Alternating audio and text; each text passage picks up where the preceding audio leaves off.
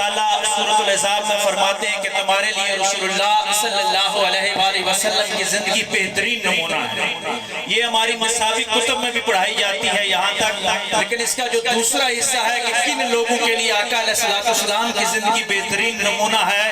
وہ لوگ جو اللہ پر اور روز آخرت پر یقین رکھتے ہیں اور اللہ کا ذکر کثرت کے ساتھ کرتے ہیں، ان کے لیے آقا علیہ السلام کی زندگی بہترین نمونہ ہے۔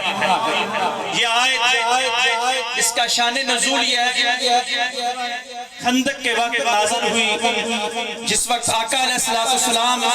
ایک شدید نظریاتی جنگ کو عملی طور پر لڑ رہے تھے، اور وہ وقت ایسا تھا کہ بنو قریظہ والے عین وقت پہ ساتھ چھوڑ گئے۔ انہوں نے معذرت کر لی کہ ہم اس مشن میں آپ کے ساتھ نہیں چلتے، لیکن آقا علیہ السلام اپنے چند جانشاران کے ساتھ خندق کھود رہے تھے کہ یہ آیات نازل ہوئی۔ اس آیت کی تفسیر میں جتنے بھی مفسرین ہیں، تفسیر کبیر میں امام رازی رحمت اللہ علیہ ہوں یا علامہ جار اللہ زمخشری ہوں یا باقی جتنے بھی محدثین ہیں، سب نے مفسرین نے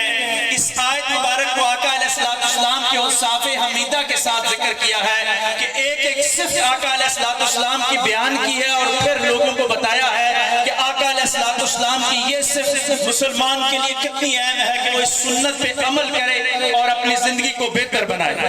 لیکن مجھے جو سب سے زیادہ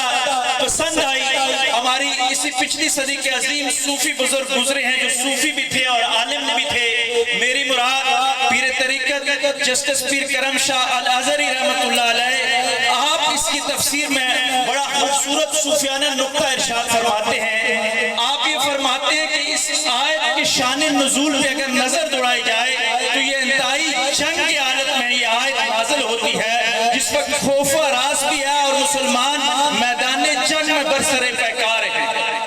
تو اس وقت گویا اللہ تبارک و تعالیٰ مسلمانوں کو یہ پیغام دے رہا ہے کہ امن کے حالت میں تو کسی کو فالو کرنا آسان ہوتا ہے، جب زمانہ امن ہوتا ہے تو آپ پیروی کر سکتے ہو، لیکن جدید دنیا آج یہ کہتی ہے کہ محبت اور جنگ میں سب کچھ جائز ہو جاتا ہے، لیکن نہیں، ہمیں اپنا قرآن مجید یہ بتاتا ہے کہ زمانہ امن ہو یا زمانہ جنگ ہو، انکامی حالات ہوں یا عام حالات ہوں، آپ کے لیے ہر وقت جو بہترین نمونہ ہے وَلَقَدْ كَانَ لَكُمْ فِي رُسُولِ اللَّهِ أُسْوَةٌ حَسَنَةٌ ہے کہ ایسا نہیں ہے کہ جب آپ پہ غصہ طاری ہو جائے، آپ پہ غضب والی کیفیت آ جائے تو اس وقت آپ اسوہ حسنہ کو چھوڑتے نہیں۔ اسوہ کے جو لغوی معانی ہیں وہ یہی بتایا گیا ہے کہ سنگ میر، نشان راہ، نمونہ جس کو کہا جاتا ہے، لیکن ساتھ جب حسنہ کہہ دیا گیا تو پھر خلق عظیم والا اسوہ حسنہ، جس کے بارے میں حضرت عائشہ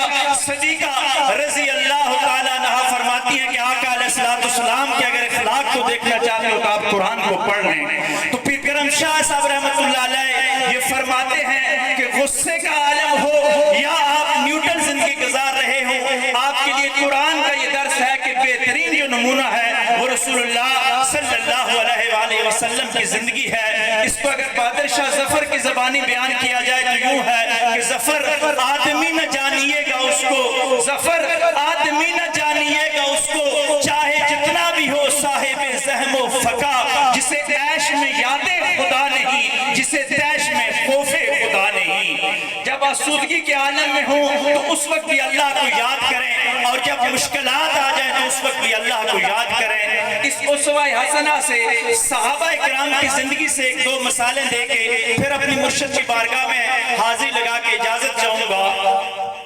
حضور نبی کریم صلی اللہ علیہ وآلہ وسلم کے اسوہ پہ اگر کسی نے عمل کیا ہے تو سب سے زیادہ آقا علیہ السلام کے اصحاب نے عمل کیا ہے۔ بے شک اور علماء تشریف فرما ہے،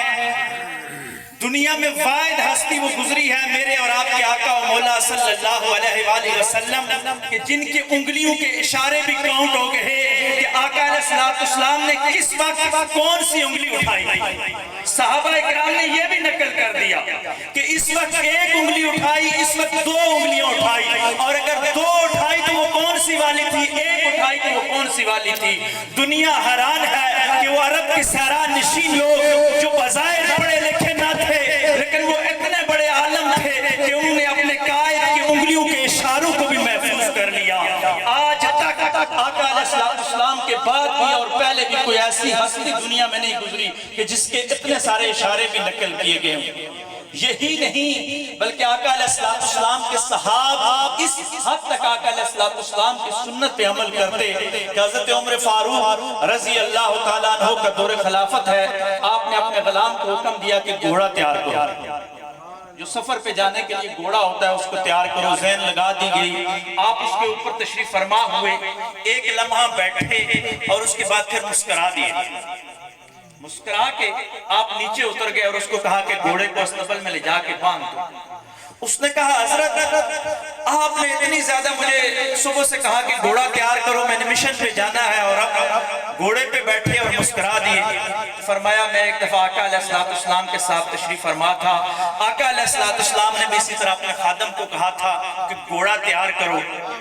گھوڑے پہ بیٹھے مسکرائے اور کچھ نہیں فرمایا، اور پھر فرمایا تھا کہ گھوڑا باندھ لو۔ میں آج آقا علیہ السلام کی سنت تازہ کر رہا ہوں۔ یہ محبت کے لمحات ہوتے ہیں دوستو، اور یہ جو صوفیاء ہوتے ہیں، جو اللہ والے ہوتے ہیں، یہ آقا علیہ السلام کی ایک ایک بات کو لے کے آگے جاتے ہیں۔ میں کیوں نہ اپنے مرشد کے مرشد خواجہ خواجگان عالمی مبلغ اسلام حضور خواجہ ابوالخیر پیر محمد عبداللہ جان صاحب رحمت اللہ علیہ کا تذکرہ کروں کہ ایک جگہ ہم بیٹھے تھے تو ان کا جو پرسنل ڈرائیور تھا، میں نے اس کو کہا کہ حضرت صاحب کی کوئی خاص بات بتاؤ، تو وہ کہنے لگا کہ ایک دفعہ حضرت صاحب نے پشاور میں مجھے کہا کہ گاڑی تیار کرو، میں نے گاڑی تیار کر کے دربار کے سامنے لائی، کھڑے حضرت صاحب جبہ دستار پہن کے آئے، گاڑی پہ بیٹھے اور مسکرائے اور پھر نیچے اتر کے کہا گاڑی گراج میں لے جاؤ۔ کہتا ہے آج تک مجھے یہ بات سمجھ نہیں آئی، میں نے کہا میں سمجھ گیا ہوں کہ آقا علیہ السلام کی یہ سنت ہو سکتا ہے میرے خواجہ کی نظر سے یقیناً گزری ہوگی، تو آقا علیہ السلام کی اس سنت کو بھی انہوں نے زندہ کر دیا۔ اور میں ذاتی طور پہ آپ کو بتاتا ہوں کہ میں جب قبلہ پیر طریقت رہبر شریعت صوفی باصفا منبع جود و صفا حضرت علامہ پیر محمد طیب زمان صاحب کے دست بیعت ہوا، اس وقت میں ابھی میٹرک کا طالب علم تھا، تو ایک عام چھوٹی چھوٹی سنتیں ہوتی ہیں، لیکن آقا علیہ السلام کی چھوٹی امت بھی، چھوٹی سنت بھی، کوئی سنت چھوٹی نہیں ہوتی، بظاہر ہمیں چھوٹی لگتی ہے لیکن فائدہ بڑا دیتی ہے۔ ہم نے کتابوں میں یہ پڑھا تھا، آپ لوگوں نے بھی پڑھا ہوگا کہ جب مسجد سے باہر نکلا جائے تو بایاں پاؤں رکھتے ہیں، لیکن جب جوتی پہنی جائے تو سیدھا پاؤں رکھتے ہیں۔ مجھے یہ پڑھتے ہوئے چھوٹا تھا تو سمجھ نہیں تھی کہ جب آپ مسجد سے جب نکلیں گے تو بایاں پاؤں جب رکھیں گے تو جوتی میں تو پھر بایاں پاؤں آئے گا، تو جب پہننے کی باری آئی تو حدیث یہ ہے کہ سنت یہ ہے کہ آپ دایاں پاؤں پہلے باندھیں۔ میں بیعت ہو گیا کہ پیر صاحب کے ہاں پہلی دفعہ ان کے ساتھ الحبیب مسجد میں نماز پڑھنے کے لیے گیا، شاید مغرب یا عشاء کی نماز تھی، تو جوتیاں اٹھانے کا شرف حاصل ہوا، تو میں نے دیکھا کہ یہ جب باہر نکلتے ہیں تو یہ پہلے بایاں پاؤں نکالتے ہیں، لیکن بایاں پاؤں جوتی کے اندر نہیں ڈالتے بلکہ جوتی کے اوپر رکھتے ہیں،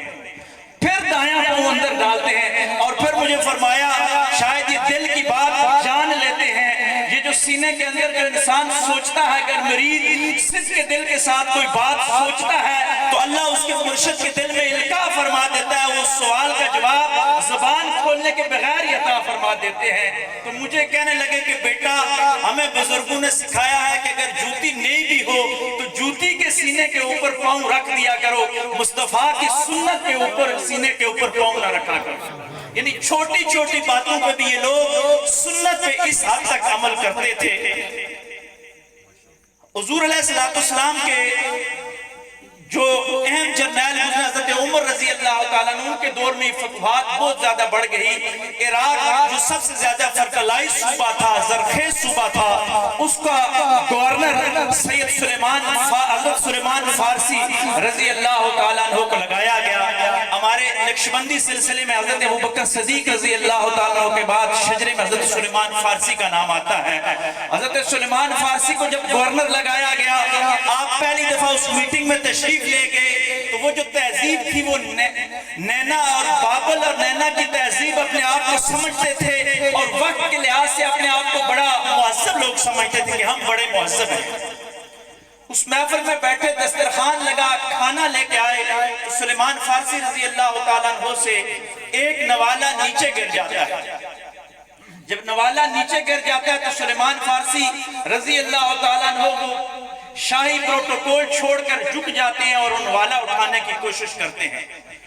آج کل کی ٹرم میں دیکھا جائے تو اس وقت ان کا پرسنل سیکرٹری تھا، وہ بھاگا آیا اور کان میں کہنے لگا کہ حضرت آپ نیچے جھک کے نوالا نہ اٹھائیے، آپ نوالا اٹھائیں گے یہ عراق کے لوگ اپنے آپ کو بڑا تہذیب یافتہ سمجھتے ہیں، نیا یہ صوبہ فتح ہوا ہے، یہ لوگ نئے مسلمان ہوئے ہیں، آپ جب نوالا اٹھائیں گے تو یہ سمجھیں گے کہ ہو سکتا ہے یہ بیکورڈ لوگ ہیں، یہ جنگلی لوگ ہیں، ان کو تہذیب نہیں ہے۔ اس نے کان میں یہ بات آہستہ کہی، لیکن سلیمان فارسی رضی اللہ تعالیٰ عنہ کا چہرہ مبارک سر ہو گیا۔ آپ نے سرگوشی میں بات نہیں کی، آپ نے اونچی آواز کے ساتھ کہا کہ وہ بتانے والے کیا میں دنیا کے چند ٹکے کے لوگوں کی خاطر مصطفیٰ کی سنت کو چھوڑ دوں؟ ہمارے لیے بہترین نمونہ جو ہے وَلَقَدْ كَانَ لَكُمْ فِي رَسُولِ اللَّهِ أُسْوَةٌ حَسَنَةٌ۔ آپ نے وہ نوالا اٹھایا، 3 دفعہ چھپ کی، صاف کیا اور کھا لیا۔ فرمایا ہم نے تو محمد صلی اللہ علیہ وآلہ وسلم کے دسترخوان پہ یہی کیفیت دیکھی تھی۔ میرے دوستو بات لمبی اگر کرتے جائیں تو اس موضوع پہ بہت کچھ کہا جا سکتا ہے، لیکن اب آخر میں اس بات کی طرف آتے ہیں کہ یہ اسوہ حسنہ نصیب کیسے ہوتا ہے۔ اس آیت کو جب میں نے پورا آپ کے سامنے پڑھا، اس کا ترجمہ یہ ہے کہ بہترین نمونہ رسول اللہ صلی اللہ علیہ وآلہ وسلم کی زندگی، لیکن کن لوگوں کے لیے؟ جو لوگ اللہ اور روز آخرت پر ایمان رکھتے ہیں اور اللہ کا ذکر کثرت کے ساتھ کرتے ہیں۔ اگر آیات کا آپس میں ربط آپ دیکھا جائے، یہ پورا ایک سبجیکٹ ہے، علماء جانتے ہیں، تو یہ ربط یوں بنتا ہے کہ جو لوگ اللہ کا ذکر کثرت کے ساتھ کرتے ہیں، حقیقت میں وہی اللہ اور روز آخرت پر ایمان رکھتے ہیں، اور حقیقت میں وہنوں کے لیے رسول اللہ کی زندگی بہترین نمونہ ہے۔ تو پہلا کیا چیز آ گئی؟ اللہ کا ذکر۔ اور اس آیت کو اگر قرآن مجید کی آیت دیباچے سے لیا جائے تو سورہ فاتحہ میں اس لَقَدْ كَانَ لَكُمْ فِي رَسُولِ اللَّهِ أُسْوَةٌ حَسَنَةٌ مکمل آیت جو ہے، اس کی تشریح جو ہے سورہ فاتحہ میں یوں آتی ہے کہ وہاں الحمدللہ رب العالمین سے شروع ہوتی ہے بات، کہ سب تعریفیں اللہ کے لیے، یعنی پہلے اللہ کا ذکر آ گیا، پھر الرحمن الرحیم آ گیا، پھر اللہ کا ذکر آ گیا، پھر مالک یوم الدین آ گیا، پھر قیامت کا ذکر آ گیا نا۔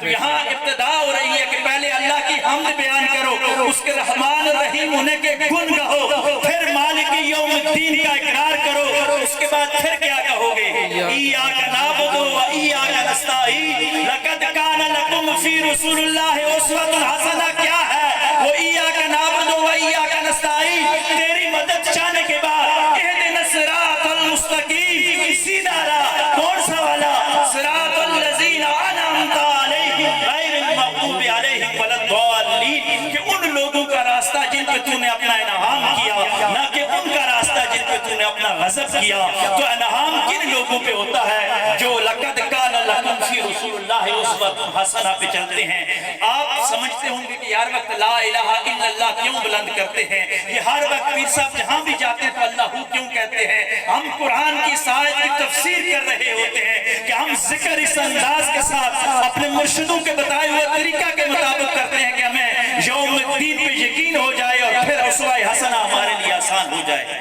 آج جب ہم سفر کر رہے تھے تو راستے میں آتے ہوئے سمڑیال کے مقام سے ہم موٹر وے پہ داخل ہو گئے، وہاں سے ڈسکا پسرور جو انٹرچینج ہے وہاں تک بہت اچھا سفر گزرا، تھوڑا تھا لیکن معلوم ہی ہو رہا تھا کہ ایک بڑا کمفرٹ سفر ہے۔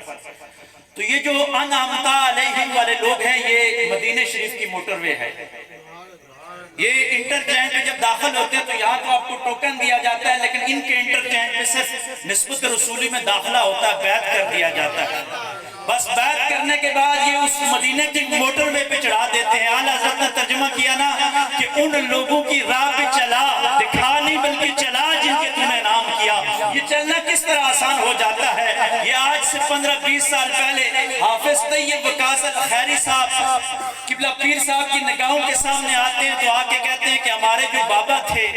بابا کمال الدین چشتی رحمت اللہ علیہ جن کا مزار قصور میں ہے، میں ان کے راستے پہ چلنا چاہتا ہوں۔ آپ کا پورا گاؤں کمال پور چشتیاں لوگوں اس بات کی گواہی دو کہ کیا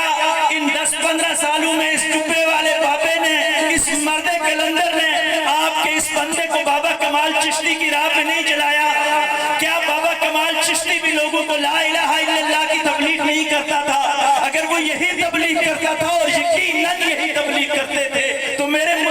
بھی تو صوفی طیب وقاص کو یہی سبق پڑھایا ہے کہ آج الحمدللہ وہ سبق دیا ہوا ہے کہ آپ کو یہ پڑھا رہے ہیں۔ تو مرشد جو ہوتا ہے یہ ارجنٹ اور ان ارجنٹ کا فرق آپ کو سمجھاتا ہے۔ اگر اس کو حضور علیہ السلام کی سیرت سے دیکھا جائے تو آپ دیکھیں گے کہ حضور علیہ السلام کے پاس ایک صحابی ہے کہ یا رسول اللہ صلی اللہ علیہ وآلہ وسلم سب سے افضل کام کیا ہے؟ آقا علیہ السلام نے فرمایا کہ وقت پر نماز ادا کرنا۔ ایک اور صحابی آگے کہ یا رسول اللہ صلی اللہ علیہ وآلہ وسلم سب سے افضل کام کیا ہے؟ تو فرمایا اپنے والدین کا خیال کیا کرو۔ ایک اور صحابی آئے کہ یا رسول اللہ صلی اللہ علیہ وآلہ وسلم سب سے افضل کام کیا ہے؟ تو آقا علیہ السلام نے فرمایا اپنے گھر والوں کا خیال کیا کرو۔ مفہوم بیان کر رہا ہوں۔ آپ دیکھیں کہ مختلف بندے آئے اور آقا علیہ السلام نے مختلف باتیں بتائیں، لیکن باتیں تو سب ٹھیک ہیں، لیکن ان کے لحاظ سے وہ بات ٹھیک تھی۔ بعض اوقات بہت سارے جائز کام ہوتے ہیں، مباح کام ہوتے ہیں، صحیح کام ہوتے ہیں، لیکن ارجنٹ اور ان ارجنٹ کا جو فرق ہے وہ آپ کو مرشد بتاتا ہے کہ یہ کام پہلے کرنا ہے، یہ بعد میں کرنا ہے، اور اس کو کرنا ہی نہیں، یہ تمہارے لیے ہے ہی نہیں، کیونکہ بہت ساری جائز چیزیں بہت سارے لوگوں کے لیے نہیں ہوتی۔ اب کربلا کا سفر ہر کسی کے حصے میں تو نہیں آتا نا، وہ تو 72 ہی جایا کرتے ہیں۔ تو بعض اوقات کچھ لوگوں کو مرشد رخصت کے راستے پہ چلاتا ہے، بعض وقت کسی بندے کو مرشد عزم کے راستے پہ چلاتا ہے، لیکن آپ کا کام کیا ہے کہ بیعت کرنے کے بعد صرف فون پہ پوچھ لینا۔ لمبا کام نہیں، اگر نہیں آ سکتے سال میں ایک دفعہ عرس پہ آ جایا کریں۔ پہلی بات تو یہ ہے کہ جس طرح صلاۃ التسبیح کے بارے میں آقا علیہ السلام نے حضرت عباس کو فرمایا کہ ہو سکے تو روز پڑھا کرو، اگر روز نہیں تو ہر جمعے کو پڑھ لیا کرو، جمعے میں نہیں، مہینے میں نہیں تو سال میں۔ پہلی بات تو یہ ہے کہ بیعت ہونے کے بعد جس طرح حافظ صاحب نے تعلق رکھا تو ان پہ یہ رنگ چڑھا۔ اور کچھ لوگ، میں یہ بات بھی ضمناً عرض کروں کہ کچھ لوگ کہتے ہوں گے کہ ہو سکتا ہے کسی پہ دنیا کھل جاتی ہے اور کسی پہ تنگ ہو جاتی ہے، تو یار یہ ذکر کرنے کے بعد اس کے حالات شاید مالی طور پہ کچھ لوگوں کے تنگ ہو جاتے ہیں، لیکن علماء بیٹھے ہیں الا بذکر اللہ تطمئن القلوب کہ جو صوفیاء نے تشریح کیا وہ یہی ہے کہ یہ وہ سکون ہے کہ جو مرتے وقت آپ کے سامنے آ جاتا ہے۔ اصل سکون تو یہ وہ دیتے ہیں اور مشن مصطفیٰ پہ چلا دیتے ہیں۔ تو میں درد مندانہ آپ سے گزارش کروں گا، اس موضوع پہ گفتگو تو بہت ہو سکتی ہے، لیکن بات کو ختم کرتے ہیں کہ بس ان کے ساتھ تعلق رکھیے، یہ آپ کو صراط مستقیم پہ بھی چلائیں گے اور یہ آپ کو اسوہ حسنہ کی باریکیوں سے بھی مستفید فرمائیں گے۔ بس اپنے مرشد کی بارگاہ میں یہی عرض ہے کہ قدم قدم پہ خون دل کے آنسو جلا رہا ہوں، یہ سوچ کر کہ کوئی پیچھے آ رہا ہوگا۔ وآخر دعوانا ان الحمدللہ۔